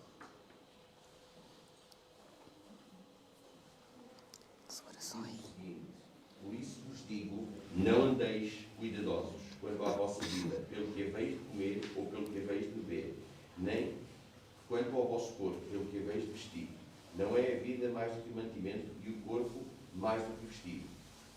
Olhai para as aves do céu, que nem semeiam, nem cegam, nem ajuntam em celeiros, e o vosso Pai Celestial os alimenta. Não tendes vós muito mais valor do que elas? E qual de vós poderá, com todos os seus cuidados, acrescentar um côvado à sua estatura? E quanto ao vestido, porque andais solicítuos? Olhai para os lírios do campo, como eles crescem. Não trabalham nem fiam. E eu vos digo que nem mesmo Salomão, em toda a sua glória, se vestiu como qualquer deles. Até ao 30, não é? Até ao 34. Pois se Deus assim veste a erva do campo, que hoje existe, e amanhã é lançada no forno, não vos vestirá muito mais a vós, homens de pouca fé. Não andeis, pois, inquietos, dizendo, que comeremos, ou que beberemos, ou com que nos vestiremos. Porque todas estas coisas os gentios procuram. De certo, vosso Pai Celestial bem sabe que necessitais de todas estas coisas. Mas buscai primeiro o reino de Deus e a sua justiça, e todas estas coisas vos serão acrescentadas. Não vos inquietais, pois, pelo dia de amanhã, porque o dia de amanhã cuidará de si mesmo. Basta a cada dia o seu mal. Durante a escola dominical nós aprendemos com Isaías a mensagem de tranquilidade que ele quis passar ao seu povo, mesmo em momentos tão difíceis, que era perder a sua independência. Nós, não sei se repararam neste pormenor, à exata hora, eram 10 horas e 10 minutos, quando nós estávamos a iniciar a nossa escola dominical e estava a ser administrada a primeira vacina Covid a um português. Foi exatamente a essa hora que nós recebemos, eu recebi no telemóvel um alerta. E ao ler esta passagem, nós percebemos que diz aí, a determinada altura, que os passarinhos não têm de se preocupar com o alimento, não é? Naturalmente, Deus criou a alimentação e Deus deu capacidades inatas às aves para procurarem esse alimento. No final da escola dominical, o Theo alertou-nos exatamente para esta situação. Deus não vai suprir as nossas necessidades. Deus vai nos ajudar a passar por todas essas dificuldades. Tal como as aves do céu, Ele dá o alimento natural. Eu tenho algumas informações para vós. As informações são aquelas que nós temos trabalhado diariamente na nossa casa, na nossa vida e na nossa igreja, não é? A nossa vontade de fazer Deus sorrir, e penso que cada um de nós tem feito Deus sorrir em tudo aquilo que tem feito no seu dia-a-dia. Nós, enquanto igreja, continuamos a trabalhar e vocês têm sido o sustento deste trabalho. A Escola Bíblica Dominical continua a ser dada, as classes das Boas Novas, a história bíblica continua a ser gravada e a ser visionada por diversas igrejas, por diversas crianças. Vamos orar por este trabalho. O boletim continua a ser publicado. Ele hoje é um desafio para nós, não é? Vocês já viram que ele está publicado de uma forma diferente. É de propósito, para fazer algum exercício. Portanto, leiam e distribuam o nosso boletim. Também nós continuamos nas redes sociais e tem sido muito bom perceber que as pessoas têm aproveitado este trabalho que é para louvar e agradecer o nosso Deus, não é? Os nossos cultos estão no YouTube, a nossa escola dominical está no YouTube, a nossa página de Facebook continua a ser bastante visitada, continuamos a interagir e pedimos que continuem então a orar por nós, por este trabalho. O e-mail aparece no fundo da página para todos aqueles que nos estão a ver em casa e queiram receber estes instrumentos, podem solicitá-los através do e-mail e são enviados gratuitamente. O nosso desafio mantém-se, não é? O nosso objetivo é então chegar a este valor para conseguirmos equipar e dotar a nossa igreja destas novas, ou destas tecnologias, já não são novas, mas destas tecnologias, para que a palavra de Deus possa ser levada até aos confins da terra. É esse o nosso objetivo. Oramos para que Deus coloque as pessoas certas no nosso caminho para atingirmos este patamar. Vamos cantar. E eu, antes de começarmos a cantar, eu queria que pudessem olhar para esta letra. E diz que tu me chamas sobre as águas, onde os meus pés podem falhar. E é isto que nós estamos a falar. O Afonso leu uma passagem que falava da nossa ansiedade, do medo de falhar. A nossa escola dominical falou também sobre este medo de falhar. E é aqui que nós temos de colocar os nossos olhos. Porque se nós falharmos, diz ali te encontro no mistério, no mar profundo, aguenta em fé. Ou seja, Deus estará para nos sustentar, Deus estará para nos abraçar. E mais à frente diz, e por teu nome vou chamar. E é este o segredo. Quando nós passarmos por mares de ansiedades, é pelo nome dele que nós devemos chamar. Vamos então cantar. Quem conhece pode cantar. Todos vocês podem acompanhar-nos, devem acompanhar-nos. Em casa, a mesma coisa.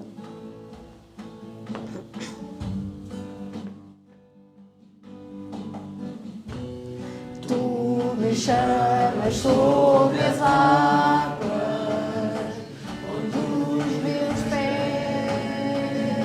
podem falhar,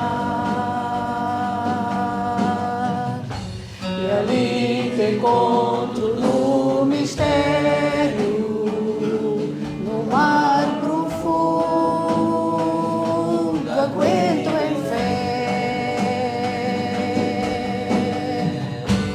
e do teu nome vou chamar. Altas ondas vou olhar, se mereço o teu abraço vou ficar, pois eu sou teu e tu és meu.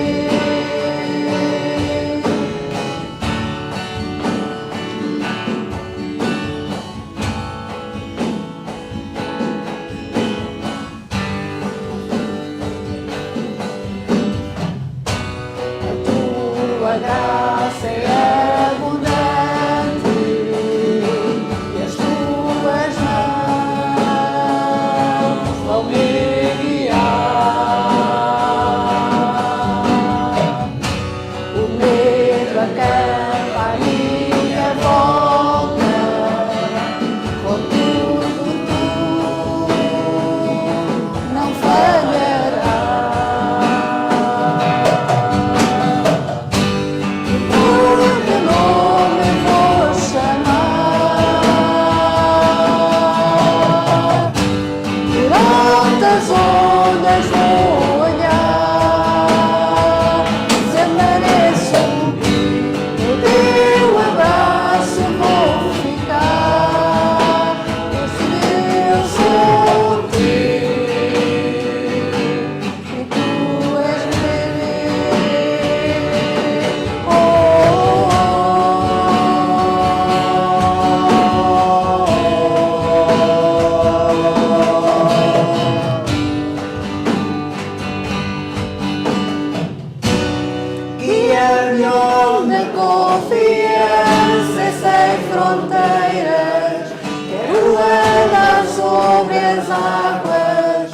até onde me chamares.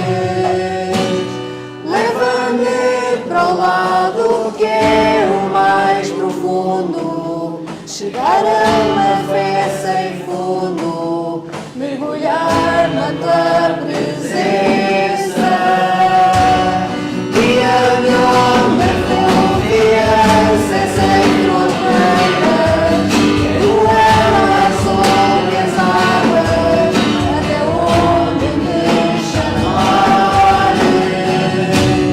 Leva-me para o lado que é o mais profundo, chegar a uma fé sem fundo, mergulhar na tua presença. Guia-me onde a confiança é sem fronteiras, quero ela sobre as águas, até onde me chamares.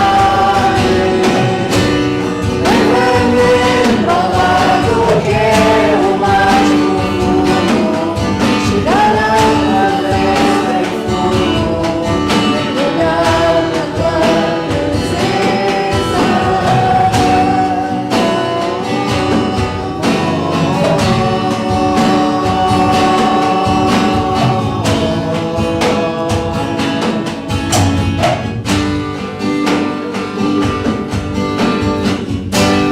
Por teu nome vou chamar,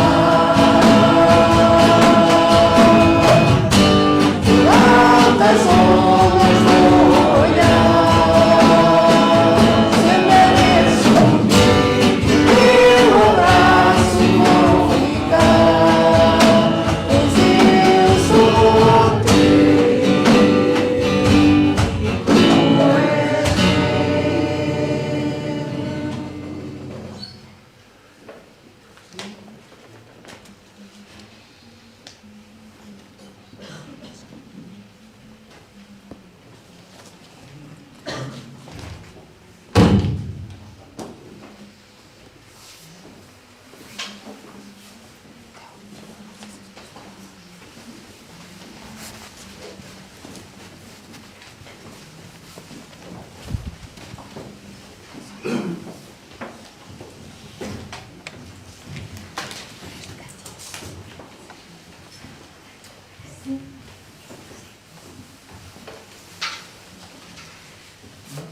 Esta é a passagem que nos orientou, que nos deu sabedoria ao longo deste mês de dezembro do ano de 2020. Apareceu-lhe um anjo do Senhor em sonho e disse: José, filho de Davi, não temas receber Maria como tua esposa, pois o que nela foi gerado procede do Espírito Santo. Ela dará à luz um filho, e deverás dar-lhe o nome de Jesus, porque ele salvará o seu povo dos seus pecados. Tudo isto aconteceu para que se cumprisse o que o Senhor dissera pelo profeta: a virgem ficará grávida e dará à luz um filho e o chamarão Emanuel, que significa Deus conosco. Toda a Escritura está ancorada na natureza transcendente de Deus, que, diz Números, capítulo 23, versículo 19, não é homem para que minta, é fiel e não há nele injustiça. Deuteronômio, capítulo 32 e versículo 4. E a sua fidelidade subsiste para sempre. Salmos, capítulo 117 e versículo 2. Também no Novo Testamento lemos que fiel é Deus, 1 Tessalonicenses, capítulo 5, versículo 24. E ainda que fiel é o Deus que nos fez sua promessa, Hebreus, capítulo 10 e versículo 23. Ora, se Deus é fiel, e nós cremos nisso, então as suas promessas não são vãs. Antes são a força transformadora da nossa vida na nossa vida. Mas se Deus é fiel, por que é que permitimos tantas vezes que o desânimo, a tristeza, o cansaço se sobreponham a Filipenses capítulo 4, versículos 6 e 7? Não andeis ansiosos por motivo algum. Pelo contrário, sejam todas as vossas solicitações declaradas na presença de Deus, por meio de oração e súplicas, com ações de graça. E a paz de Deus, que ultrapassa todo o entendimento, guardará o vosso coração e os vossos pensamentos em Cristo Jesus. Antes de mais, relembramos duas características essenciais das promessas de Deus. Primeira, as promessas de Deus nunca falham. Nenhuma das promessas de Deus falhou jamais. Josué, capítulo 23 e versículo 14. Josué, capítulo 23, versículo 14, diz: Agora estou prestes a ir pelo caminho de toda a terra. Vocês sabem lá no fundo do coração e da alma que nenhuma das boas promessas que o Senhor, o seu Deus, fez, deixou de cumprir-se. Todas se cumpriram. Nenhuma delas falhou. Primeira característica essencial acerca das promessas de Deus. As promessas de Deus nunca falham. Segunda característica essencial acerca das promessas de Deus. As promessas de Deus cumprem-se no tempo certo. E qual é o tempo certo? É o nosso tempo? Não. É o tempo de Deus. Jeremias, capítulo 1 e versículo 12, diz: Está atento à sua palavra para a cumprir. Está atento à sua palavra para a cumprir. Temos de aprender que só recebemos a bênção quando temos maturidade para tal. Deus não é como nós, que às vezes prometemos coisas e depois desistimos ou esquecemos-nos. Deus promete e sabe o que está a fazer. E, portanto, a nós cabe-nos estar atento à sua palavra, porque as promessas de Deus cumprem-se no tempo certo. Assim, vale a pena perguntar, quais são, afinal, as promessas que Ele nos fez? Primeira promessa. 1 de João, capítulo 2 e versículo 25, diz assim: Esta é a promessa que Ele nos fez, a vida eterna. Evangelho de João, capítulo 10, versículos 28 e 29. Se já nos arrependemos e aceitamos Jesus como nosso Salvador, temos a vida eterna. João diz: Eu dou-lhes a vida eterna, jamais perecerão e ninguém as arrebatará da minha mão, disse Jesus. João, capítulo 10, versículos 28 e 29. E, portanto, esta é a primeira promessa que Ele nos fez, a promessa da salvação. E Ele não é homem para mentir, e Ele cumpre a sua promessa no tempo certo. Em segundo lugar, o Espírito Santo. Deus promete-nos o Espírito Santo. Lucas, capítulo 11 e versículo 13, diz: Se vocês, apesar de serem maus, sabem dar coisas boas aos vossos filhos, quanto mais o Pai que está no céu dará o Espírito Santo a quem o pedir. Então, Deus promete-nos a salvação, Deus promete-nos o Espírito Santo. Como estudámos na semana passada, o Espírito Santo vive dentro de nós e quer a plenitude da nossa vida. Basta pedir. Lucas, capítulo 11 e versículo 13. Quanto mais o Pai que está nos céus nos dará o Espírito Santo a quem o pedir. Deus promete a salvação, Deus promete o Espírito Santo, mas Deus promete também vida plena. João capítulo 10 e versículo 10. E eu sei que estou a dizer isto em tempo de pandemia. Eu sei que estou a dizer isto num tempo em que nós estamos a sofrer. Uns, eventualmente, mais do que outros. Mas todos sofremos. Todos temos necessidades. Todos temos problemas a resolver. Deus promete vida plena. Ao contrário do que, eventualmente, desejamos, Deus não promete uma vida fácil, mas promete uma vida boa. Ele vai devolver o que o inimigo roubou, ressuscitar o que foi morto e restaurar o que foi destruído na nossa vida. O ladrão vem apenas para roubar, matar e destruir. Eu vim para que tenham vida e a tenham em abundância. Deus promete salvação, Deus promete o Espírito Santo, Deus promete vida plena, mas Deus promete também paz. A paz de Deus ajuda a superar todas as dificuldades. Deus nunca nos vai abandonar. Ele está sempre conosco para nos dar paz quando mais precisamos dela. Isaías, que acabámos de considerar, no capítulo 26, versículo 3. Tu, Senhor, guardarás em perfeita paz aquele cujo propósito está firme, porque em ti confia.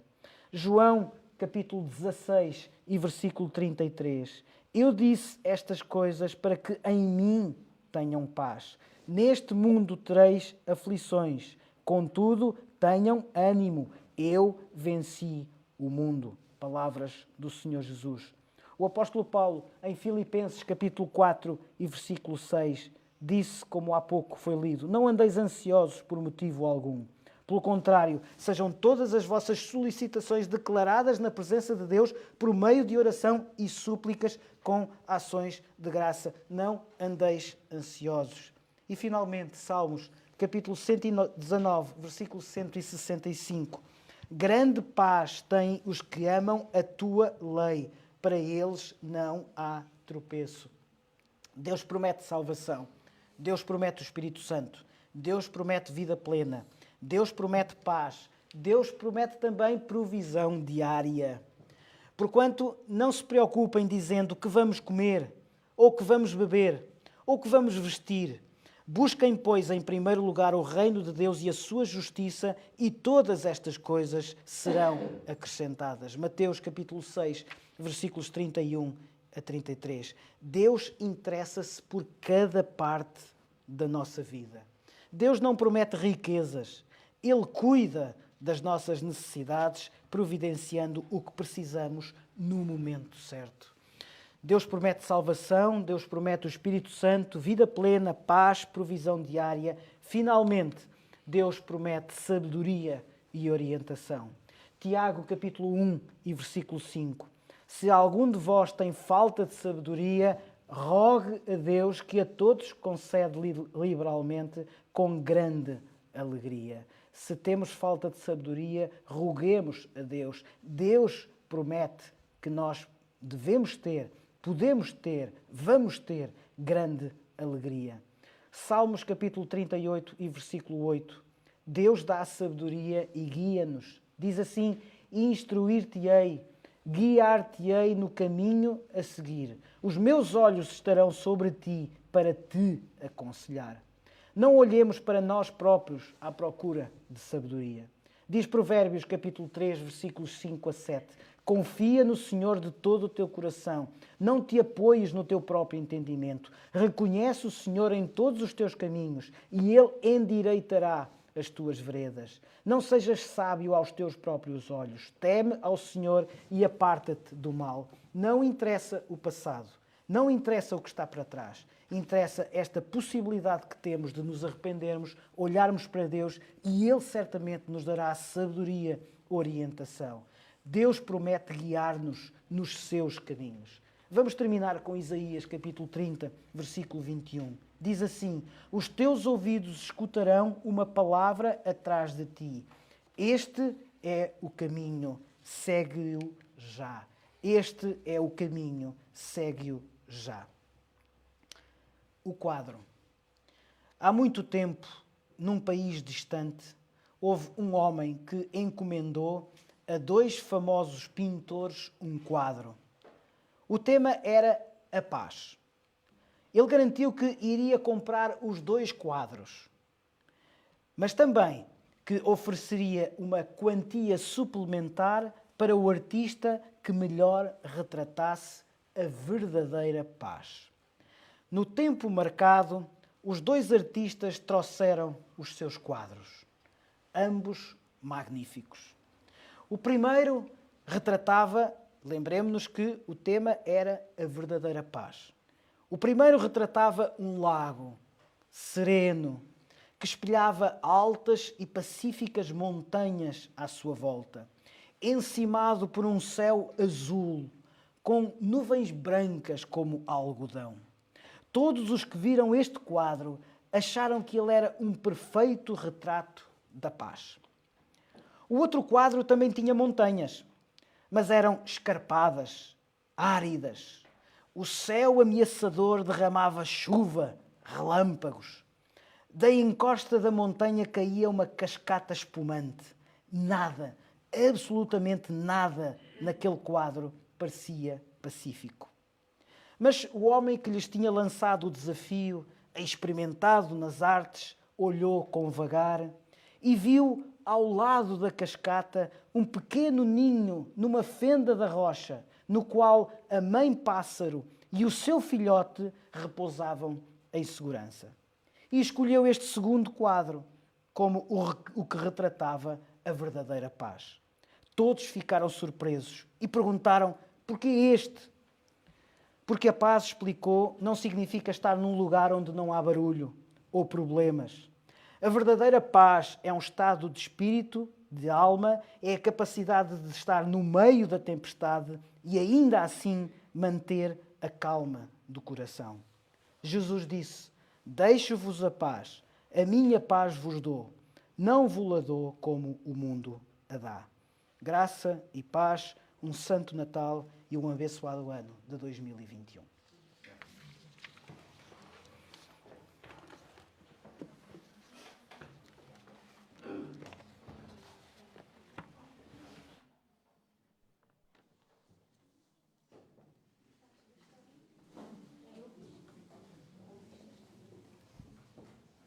Mudas o PowerPoint?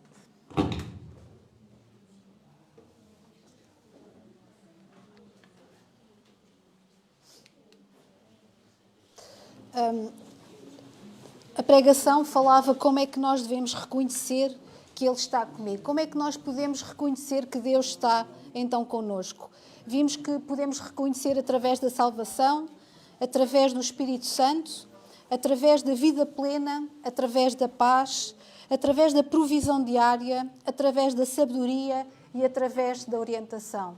Também podemos reconhecer a paz e que Ele está connosco porque vocês estão aqui connosco. Então, nós também reconhecemos que Ele está no nosso meio porque vocês estão connosco, porque estamos juntos. Então, vamos cantar este hino, que é o hino Noite de Paz.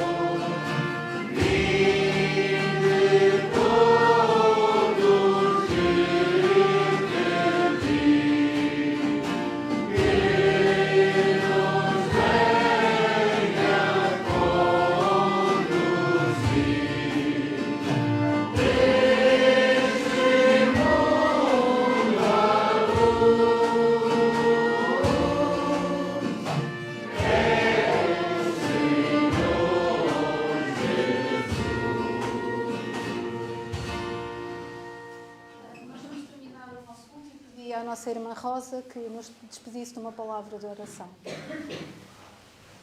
Senhor nosso Deus e Pai, obrigada pelo privilégio que tu nos concedeste de podermos estar na tua casa de oração, de podermos cultuar com hinos, com cânticos, Senhor, e também na meditação da tua palavra. Obrigada, Senhor, pelas tuas promessas e por sabermos que tu és fiéis e que as cumpres não no nosso tempo, mas no teu tempo todas as tuas promessas serão cumpridas. Obrigada pela paz que tu nos podes conceder, Senhor, que tu nos concedes. Obrigada porque tu dizes na tua palavra, e nós queremos nisso, no mundo tereis aflições, mas eu venci o mundo e vós comigo vencereis o mundo. Assim, Senhor, ajuda-nos a ter essa paz que só tu podes dar. Abençoa todos aqueles que estão a assistir a este culto, Senhor. Abençoa cada família aqui representada e tu possas conceder-nos uma semana de bênção e de paz, para que em tudo, com as nossas vidas, nós possamos fazer Deus sorrir. Dá-nos a tua paz e a tua bênção, no nome bendito de Jesus. Amém. Nós vamos terminar o nosso culto. Os irmãos que queiram contribuir, já sabem, têm à saída. Nós não temos o levantamento, um cestinho, e o irmão Joaquim também estará para vos ajudar. Agradecemos a vossa presença e pedimos que a paz do Senhor Jesus nos acompanhe durante esta semana e que possamos voltar aos nossos trabalhos, que possamos voltar à nossa vida e à nossa família em proteção. Graça e paz.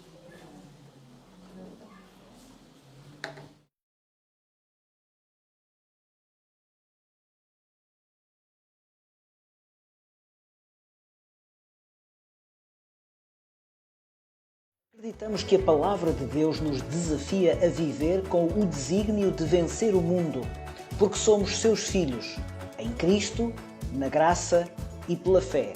Dele temos este mandamento, que quem ama a Deus, ame também a seu irmão. Ou seja, cremos que nascemos de novo para vencer, em amor, guardando mandamentos que não são pesados. Porque temos no nosso cansaço e opressão alívio de quem é manso e humilde de coração. E encontramos descanso para as nossas almas, porque o seu jugo é suave e o seu fardo é leve. Temos como desafio sermos uma igreja de amor e, portanto, de amorosos, de trabalho e, portanto, de trabalhadores, e de ousadia e, portanto, de ousados. Com esta base estratégica e programática, podemos observar o que Deus faz, alicerce para cumprirmos a nossa missão: fazer Deus sorrir. Deus sorri quando o amamos acima de qualquer coisa, quando confiamos nele completamente, mesmo quando isso não faz sentido, quando lhe obedecemos incondicionalmente, quando o louvamos e damos graças continuamente, e também quando usamos as nossas habilidades. A Igreja Evangélica Batista da Figueira da Foz tem como objetivos prestar culto a Deus, segundo os ensinos das Sagradas Escrituras, instruir os seus membros na religião cristã evangélica e difundir o Evangelho de Cristo, estando organizada em departamentos: evangelismo, educação, administração e assistência, para melhor desempenhar as suas funções. Igreja Evangélica Batista da Figueira da Foz. Bem-vinda, bem-vindo!